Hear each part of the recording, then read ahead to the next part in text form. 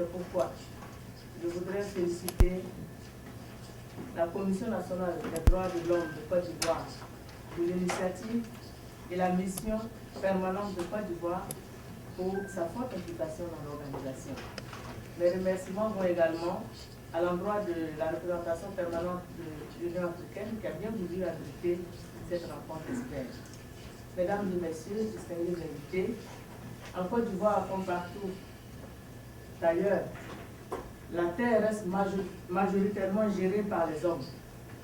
Les femmes en ont un accès restreint, un accès provisoire ou même difficile, alors que l'accès à la terre est indispensable et fondamental pour l'autonomisation économique des femmes vivant en milieu rural. Au regard des dispositions juridiques en vigueur dans nos pays respectifs, les femmes et les hommes ont les mêmes chances d'accès ou d'usage ou de propriété de la terre, en tout cas pour ce qui est de la Côte d'Ivoire. Mais, force est de reconnaître que dans les faits, la loi ne s'applique pas toujours en raison des présenteurs socio-culturels. Et comme conséquence, les disparités entre les sectes existent encore en matière d'accessibilité à la propriété foncière. Aujourd'hui, il y a de l'espoir. Espoir que les choses changent en s'améliorant en faveur des femmes, car la prise de mesures réglementaires et juridiques est une porte ouverte au changement. Mesdames et messieurs, la terre en milieu rural est le principal moyen de production. Ne pas y avoir accès est un véritable handicap pour l'autonomisation économique des femmes. En Côte d'Ivoire, il existe la volonté politique de lever tous les obstacles qui freinent la capacité de production des femmes en milieu rural. Mais pour y parvenir, la contribution de tous les garants de la tradition et de l'autorité est nécessaire. Chefferie traditionnelle, leaders politiques et d'opinion, cadres élus, leaders communautaires, leaders religieux. Comment garantir le droit à la terre? Comment articuler harmonieusement droits locaux et législation foncière moderne pour parvenir à une gestion durable et équitable des terres et des ressources au bénéfice de tous? Voici quelques questions auxquelles les experts panélistes devront répondre tout au long de ce panel. Je suis convaincu que des échanges et des partages d'expériences, ce panel apportera sans aucun doute sa contribution à la résolution de l'une des questions au cœur de l'autonomisation économique de la femme en milieu rural en Afrique. Mesdames et messieurs, distingués invités, c'est sur ces mots d'espoir que je déclare ouvert le panel sur l'accès des femmes à la propriété foncière rurale. Je vous remercie.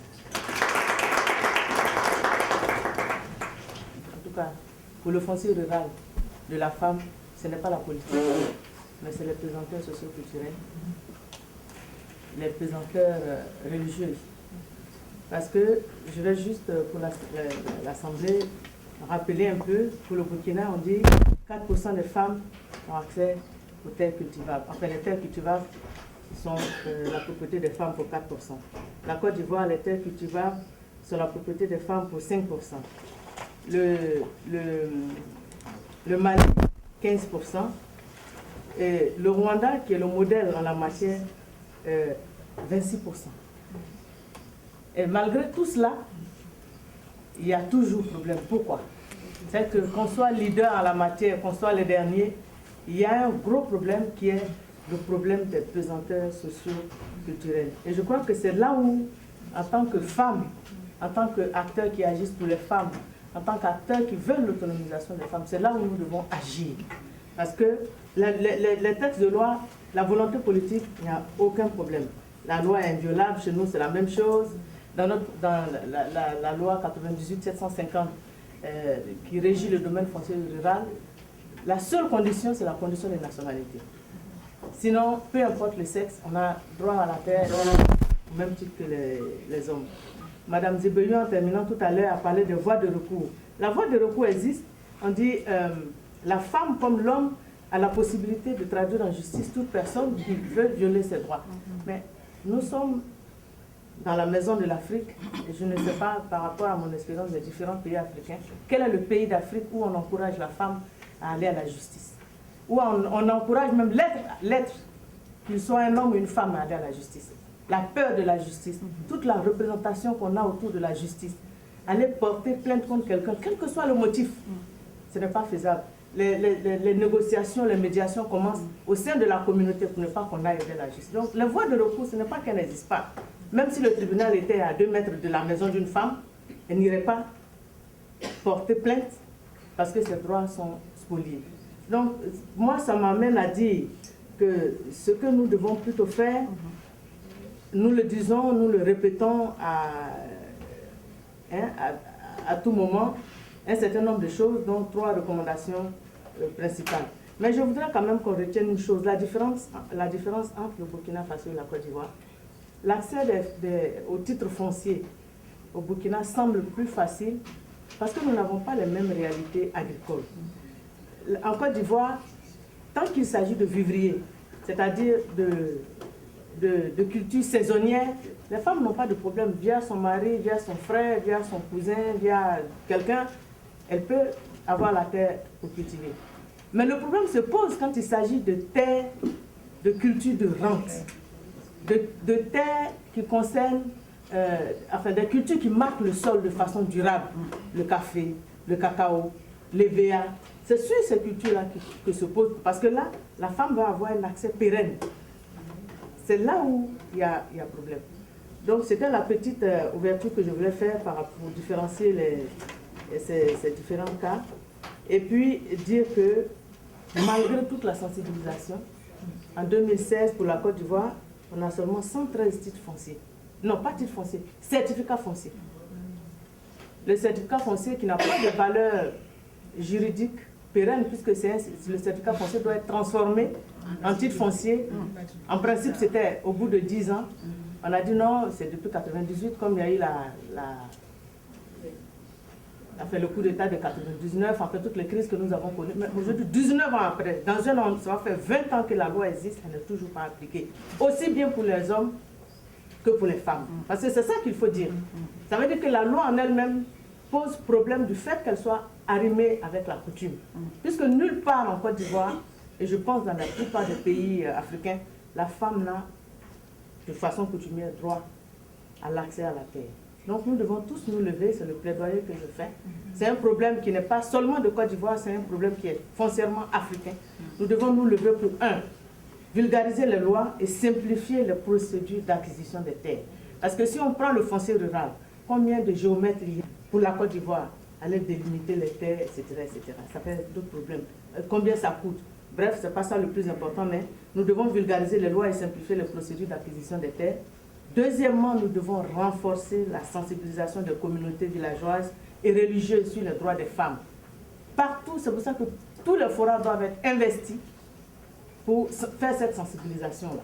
Parce que si les textes existent, il faut que nous sensibilisions pour que les femmes elles-mêmes prennent conscience du droit qu'elles ont, qu'elles peuvent exercer. Et puis, troisième et dernier lieu, améliorer les services d'assistance judiciaire. Je suis d'accord qu'en Côte d'Ivoire, nous avons l'association des femmes juridiques qui essaie de le faire. On parle de comment on dit ça maintenant?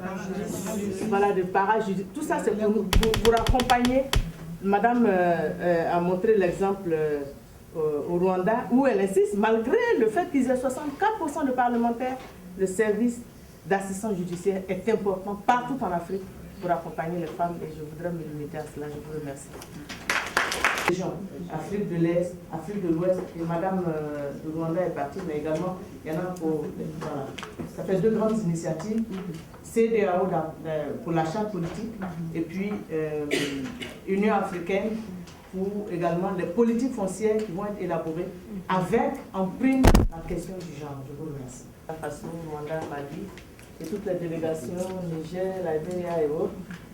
Merci c'est ensemble, on l'a dit tout à l'heure, c'est ensemble en mutualisant les efforts, en conjuguant nos efforts que nous allons parvenir à respecter les droits des femmes en matière d'accès à la propriété foncière.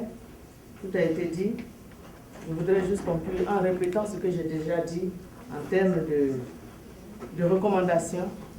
C'est nous-mêmes qui devons porter notre fardeau, c'est nous-mêmes qui devons, même si nous voulons être accompagnés par d'autres personnes, Il faut donc vulgariser les lois et simplifier les procédures d'acquisition des terres, j'insiste là-dessus, renforcer la sensibilisation des communautés villageoises et religieuses sur les droits des femmes, avec tout le monde, les organisations de la société civile, les partenaires au développement. Je crois que pour ce qui est de la Côte d'Ivoire, plusieurs partenaires nous accompagnent, la Banque mondiale, l'Union européenne, la FAO, tout ça.